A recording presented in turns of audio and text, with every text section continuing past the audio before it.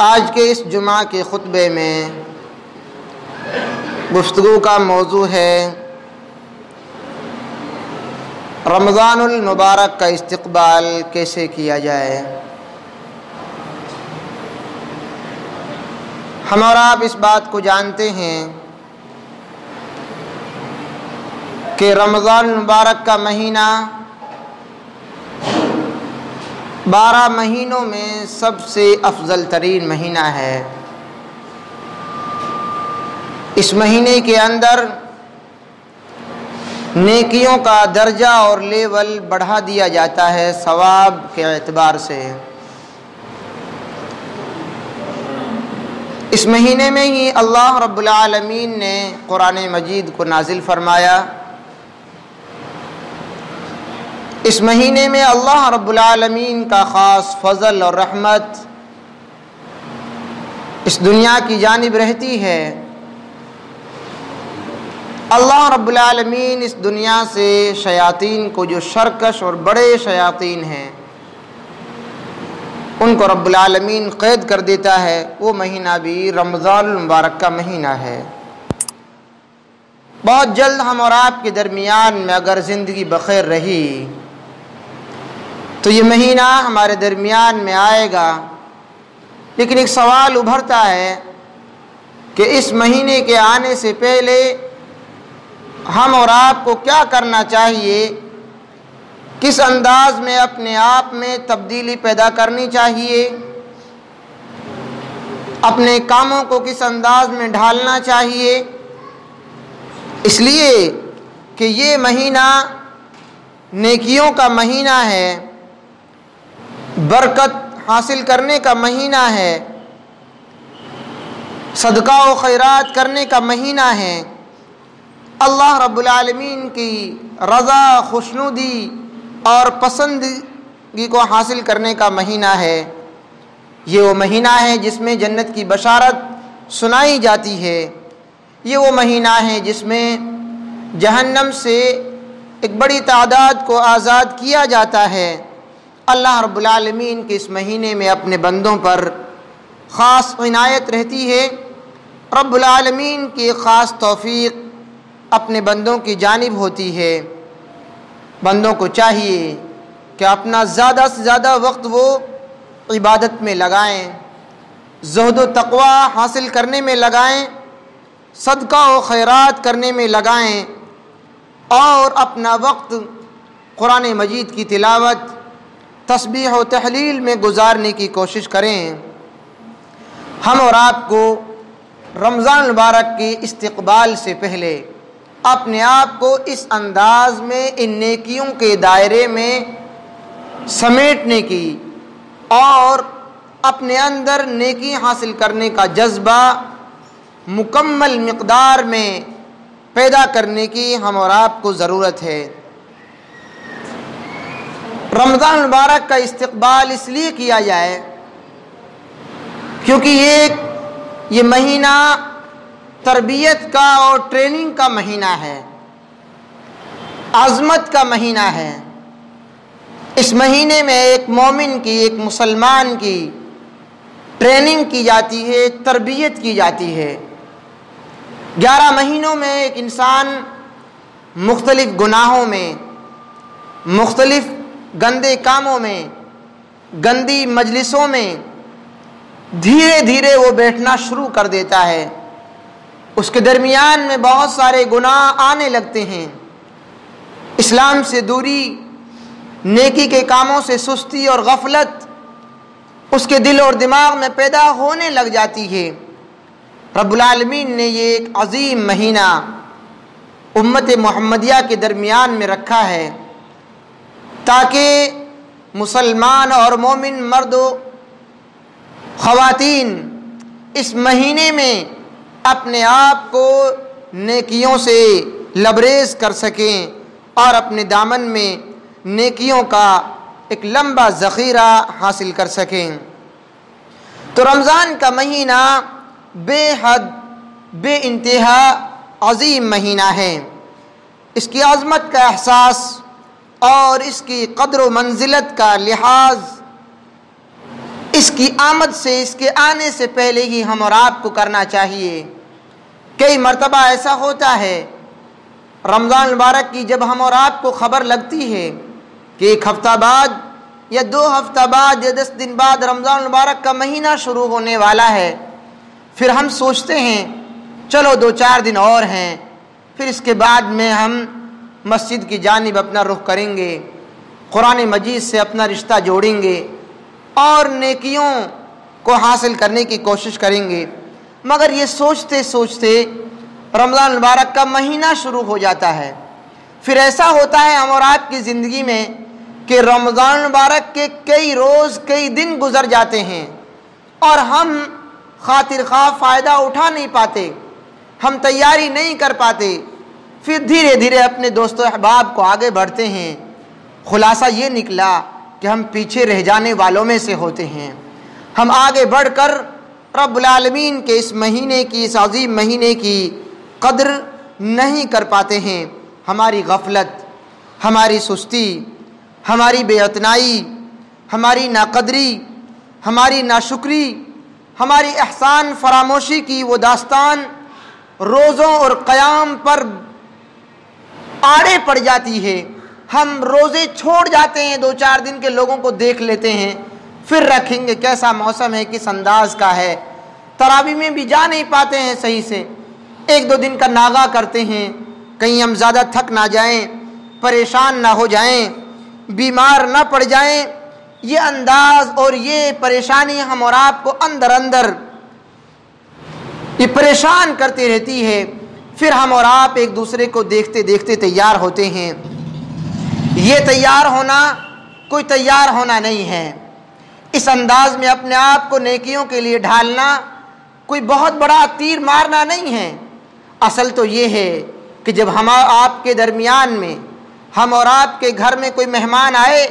تو ہم اپنے آپ کو مہمان کے لیے پرتکلف کھانے، صفائی، محنت اور خوشبو وغیرہ کا اہتمام کرتے ہیں۔ تمام چیزوں کی تیاریاں کی جاتی ہیں گھر کے اندر، بچے سے لے کر بوڑھے تک کے چہرے پر ایک خوشی دوڑتی ہے اور وہ استقبال کرنا چاہتے ہیں اپنے آنے والا مہمان کا۔ ہو بہو ایسا ہی ہم سمجھیں کہ ہم اور آپ کے درمیان میں رب العالمین کی جانب سے ایک عظیم تحفہ، انسانیت کی تربیت کے لیے ایک عظیم کورس اور ایک بڑا ٹریننگ کا موقع ہم اور آپ کے لیے ایک مرتبہ پھر دوبارہ دیا جا رہا ہے۔ ہم اس کی قدر و منزلت کو سمجھیں اور اس مہینے کی عظمت کو رب العالمین نے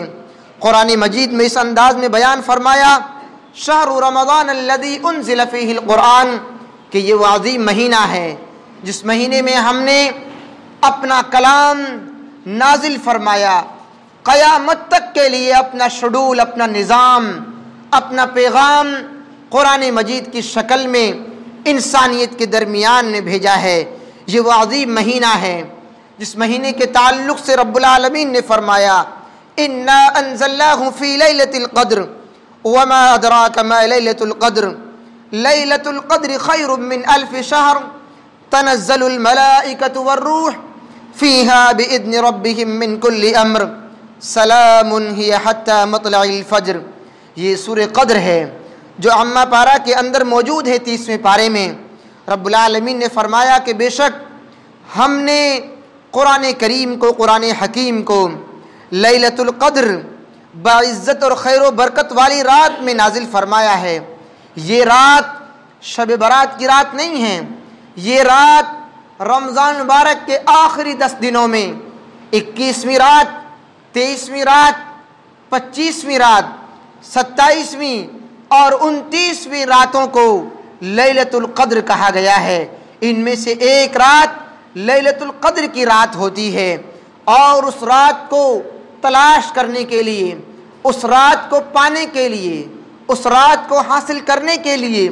اللہ کے رسول صلی اللہ علیہ وسلم نے یہ طریقہ امت کے درمیان میں بیان فرمایا کہ میری امت کے لوگ رمضان کے آخری 10 دنوں میں 21ویں رات کو پوری رات جاگیں، عبادت کریں رب العالمین کی، تسبیح اور تحلیل میں پوری رات کو گزاریں، نفلی نمازیں پڑھیں، قرآن مجید کی تلاوت کریں، توبہ اور استغفار کریں، کیونکہ ہو سکتا ہے کہ یہی رات شب قدر کی رات ہو، اور اگر یہ نہ ہوئی تو پھر 23ویں رات کو تلاش کریں، اور اگر وہ نہ ہوئی تو پھر 25ویں رات ہوگی، 27ویں رات ہوگی، 29ویں رات ہوگی۔ امت کے درمیان میں یہ معاملہ کلیئر اور صاف نہیں رکھا گیا کہ کون سی رات ہے۔ ان 5 راتوں میں امت کو حکم دیا گیا کہ وہ اس رات کو تلاش کرنے کی کوشش کریں۔ جسے یہ رات مل گئی، امید ہے کہ رب العالمین اس کی دعا کو رد نہیں کرے گا، رب العالمین اس کی نیکیوں کا درجہ اس انداز میں بڑھا دے گا جس انداز میں رب العالمین نے اپنے کلام مجید، اپنے قرآن حکیم کے اندر ارشاد فرمایا کہ یہ وہ رات ہے لیلۃ القدر خیر من 1000 شہر، جو 1000 مہینوں سے زیادہ خیر و برکت کو اپنے دامن میں سمیٹی ہوئی ہے۔ تنزل الملائکۃ والروح، یہ وہ رات ہے جس میں جبرائیل امین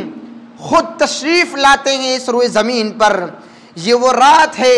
جس رات میں جبرائیل امین کے ساتھ ہزاروں فرشتے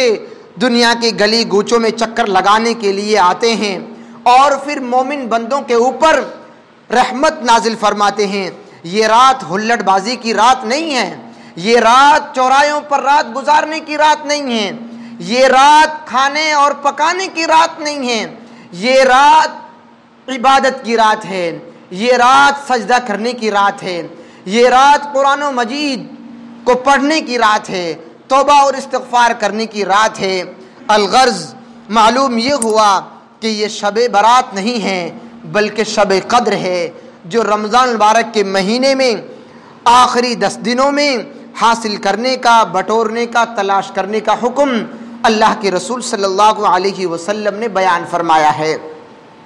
اس لیے ہم اور آپ کو چاہیے کہ اس عظیم مہینے کی ہم قدر کریں اور اس کے مطابق اس کی عظمت کے حساب سے اس کا استقبال کریں۔ نعمت کا احساس ہونا چاہیے ہم اور آپ کو۔ رمضان المبارک جہاں ایک عظیم مہینہ ہے، وہیں رب العالمین کی ایک عظیم نعمت ہے۔ اس نعمت کا ہمیں احساس ہونا چاہیے۔ کئی مرتبہ ایسا ہوتا ہے کہ جس کو اللہ رب العالمین نے آنکھوں کی روشنائی دی ہے، وہ دیکھتا ہے آنکھوں سے، اسے اللہ رب العالمین کی اس عظیم آنکھوں کی نعمت کا احساس نہیں ہے، وہ جان ہی نہیں پاتا کہ مجھے اس کی کتنی قدر کرنی چاہیے۔ وہ ان آنکھوں سے ہر گندی اور بری چیز کو دیکھنے لگ جاتا ہے اور وقت گزار دیتا ہے۔ ان آنکھوں کی روشنائی کو، اس کی نعمت کو وہ احساس نہیں ہو پاتا اسے کہ مجھے ان آنکھوں کی روشنائی کو کہاں پر ڈالنا چاہیے، کہاں پر اسے رکھنا چاہیے، کن چیزوں کو دیکھنا چاہیے اور کن چیزوں کو چھوڑنا چاہیے۔ اس کا احساس اگر آپ کو دیکھنا ہے تو پھر کسی اندھے آدمی کے پاس جا کر دیکھو، وہ آپ کو بتلائے گا کہ ان آنکھوں کی کتنی نعمت ہے اور یہ کتنی اچھی چیز ہے، یہ رب العالمین کی کتنی عظیم نعمت ہے۔ اگر آپ کو پیروں کی نعمت کا احساس کرنا ہے، پھر کسی اپاہج آدمی سے مل کر دیکھو، وہ بتلائے گا آپ کو کہ میں رب العالمین کے سامنے کھڑا ہونا چاہتا ہوں، میں بھی چاہتا ہوں کہ رب العالمین کے سامنے کھڑا رہوں دیر تک، تراویح میں، قیام اللیل میں، تہجد کی نماز میں، نفلی نمازوں میں میں کھڑا ہو جاؤں رب العالمین کے سامنے، مگر میرے یہ دونوں پیر نہیں ہیں، جس کی وجہ سے میں رب العالمین کے سامنے کھڑا نہیں ہو پاتا ہوں۔ مل کر دیکھو ان لوگوں سے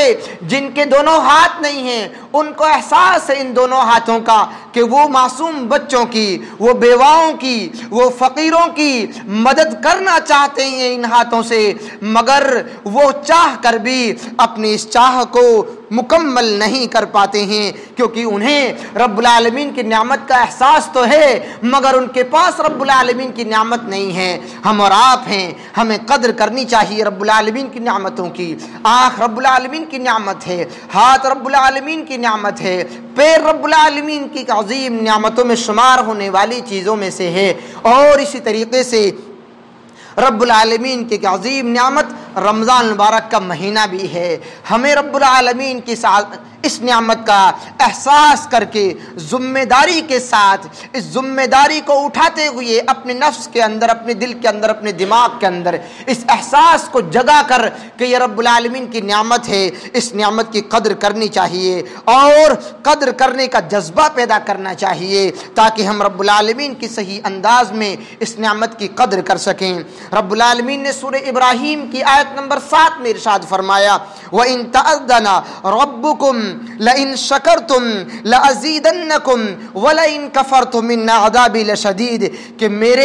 میرے بندو اس بات کو جان لو، میرا یہ فیصلہ ہے، میرا یہ قانون ہے، قرآن حکیم کا یہ اعلان ہے وَإِذْ تَأَذَّنَ رَبُّكُمْ کہ جب تمہارا رب،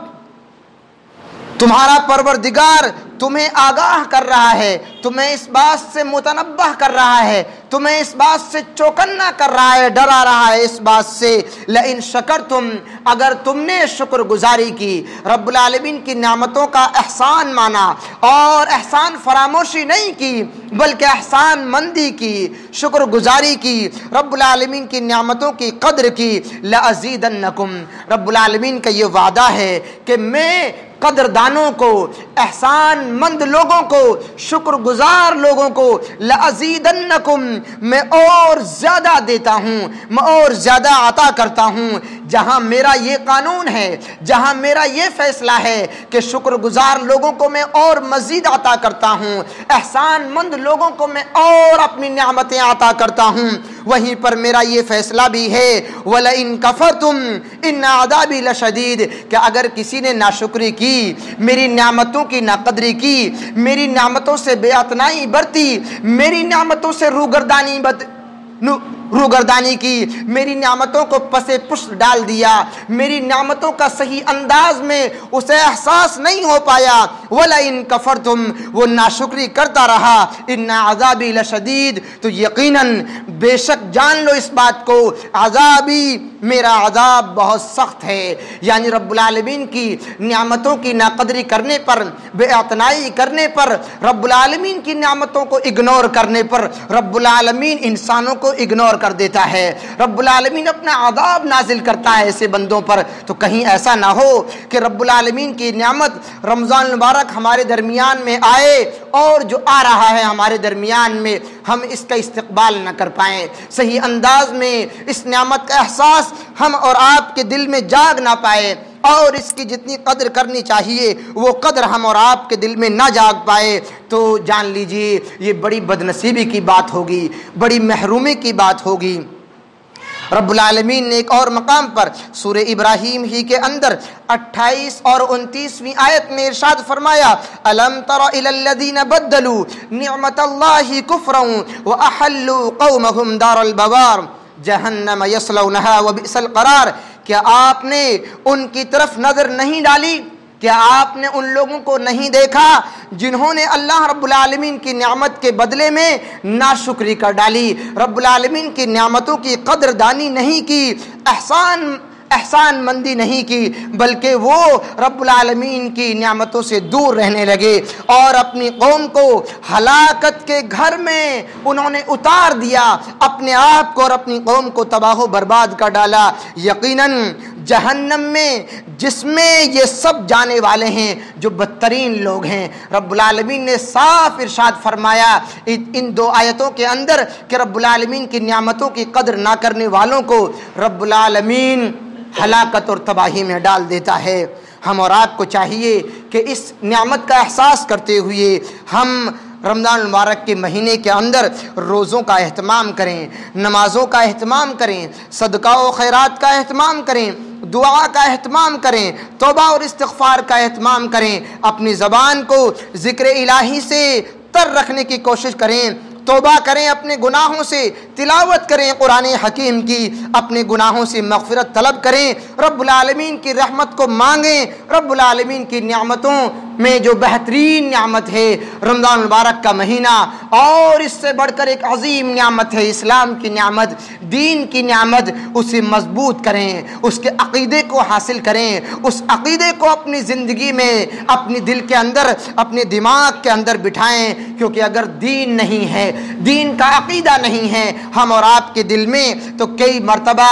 ہماری قدردانی، ہماری شکر گزاری بھی رائے گاں اور برباد چلی جاتی ہے۔ رب العالمین نے قرآن مجید کے اندر اپنے پیارے حبیب جناب محمد رسول اللہ صلی اللہ علیہ وسلم کو سامنے مخاطب کر کے ارشاد فرمایا سورہ زمر کی آیت نمبر 65 کے اندر، یہ ہم اور آپ کو سننے کی بات ہے، ہم اور آپ کو اپنے دماغوں میں یہ بات بٹھانے کی بات ہے جو قرآن حکیم نے بڑے ہی انوکھے انداز میں، بڑے ہی اپنے حکیمانہ انداز میں رب العالمین نے اپنی عظمت کا، اپنی قدرت کا اور اسی طریقے سے اپنی رزاقیت کا، اپنی توابیت کا، اپنی رحمانیت کا، اور جو رب العالمین علیم ہے، رب العالمین قہار ہے، رب العالمین رحیم ہے، رب العالمین مالک یوم الدین ہے، اپنی ان تمام نعمتوں کو ایک ہی آیت کریمہ کے اندر ان تمام احساسات کو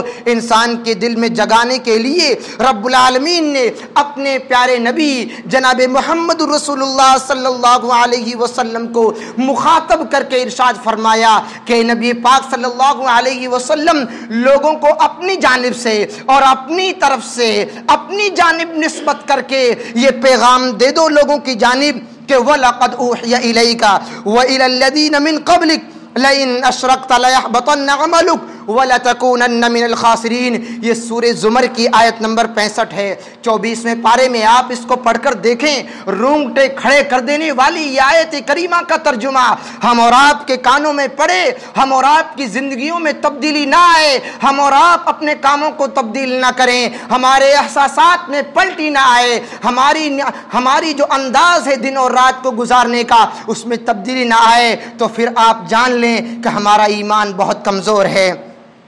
رب العالمین نے فرمایا وَلَقَدْ أُوحِيَ إِلَيْكَ، اے نبی پاک صلی اللہ علیہ وسلم آپ کی جانب یہ پیغام بھیجا جا رہا ہے، آپ کی جانب یہ وحی کی جا رہی ہے، یہ خاص پیغام ہے میرا۔ وحی کا تذکرہ رب العالمین بہت کم قرآن مجید میں کرتا ہے، ایسے ہی اپنے پیغمبر پر، ایسے ہی اپنے حبیب پر قرآن مجید کی آیتوں کو نازل کرتا ہے، لیکن یہاں پر آپ نے دیکھا کہ رب العالمین نے اپنی وحی کا ذکر کیا، میرا یہ پیغام ہے وَلَقَدْ أُوحِيَ إِلَيْكَ، اے نبی پاک صلی اللہ علیہ وسلم آپ کی جانب یہ وحی کی جا رہی ہے، یہ پیغام کیا جا رہا ہے وَإِلَى الَّذِينَ مِن قَبْلِكَ، اور آپ ہی کی جانب نہیں بلکہ آپ سے پہلے آنے والے پیغمبروں، نبیوں، رشیوں، ولیوں کی جانب بھی ہم نے یہ پیغام بھیجا تھا۔ لَإِنْ أَشْرَكْتَ، اگر تم نے اپنی زندگی کے اندر شرک کو داخل کیا، یہ نبیوں کو کہا گیا، یہ پیغمبروں کو کہا گیا، یہ باقاعدہ رسولوں کو کہا گیا ہے، یہ رب العالمین کے چنندہ لوگوں کو کہا گیا ہے جن کے اوپر رب العالمین نے تورات کو نازل کیا، جن کے اوپر انجیل کو نازل کیا، جن کے اوپر رب العالمین نے تورات، انجیل اور زبور کو نازل کیا، اور جس پیغمبر کے اوپر آخری نبوت کی، پیغمبری کی تابوتی کیل ٹھوک دی اور نبوت کا خاتمہ کر دیا کہ یہ میرا آخری دلارا آخری پیغمبر ہوگا جناب محمد رسول اللہ صلی اللہ علیہ وسلم، اس کا پہلے ذکر کیا وَلَقَدْ أُوحِيَ إِلَيْكَ، کہ ہم تیری جانب یہ وحی کر رہے ہیں، اور تجھ سے پہلے جو پیغمبر گزرے ہیں موسیٰ علیہ السلام، ابراہیم علیہ السلام، عیسیٰ علیہ السلام، یوسف علیہ السلام، ہارون علیہ السلام، ایسے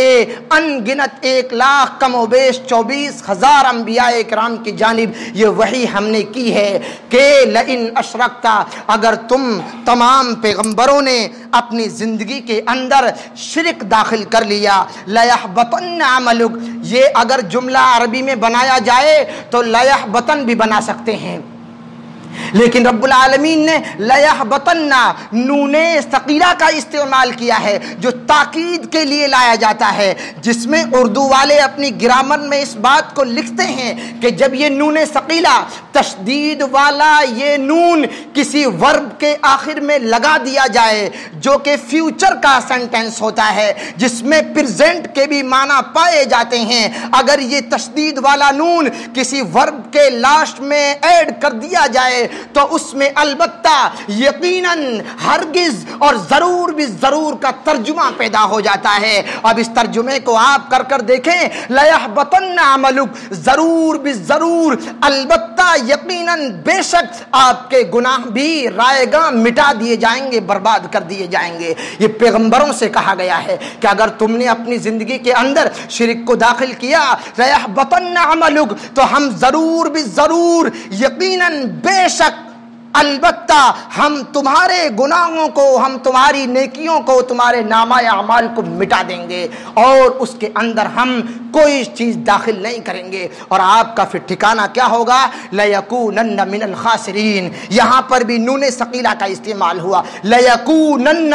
ضرور بھی ضرور آپ کا ٹھکانہ خسارہ اٹھانے والوں میں سے ہو جائے گا۔ یہ خسارہ اٹھانے کا لفظ رب العالمین نے مشرکوں کے ساتھ استعمال کیا ہے۔ قرآن مجید آپ پڑھ کر دیکھیے، جہاں رب العالمین کے نہ ماننے والوں کا، انکار کرنے والوں کا، رب العالمین کی بنائی ہوئی وستوؤں کے سامنے اپنی پیشانی کے جھکانے والوں کا ذکر کیا ہے، وہاں پر بھی خاسرین کا لفظ استعمال کیا ہے کہ وہ خسارہ اٹھانے والوں میں سے ہوں گے۔ آپ اندازہ لگائیں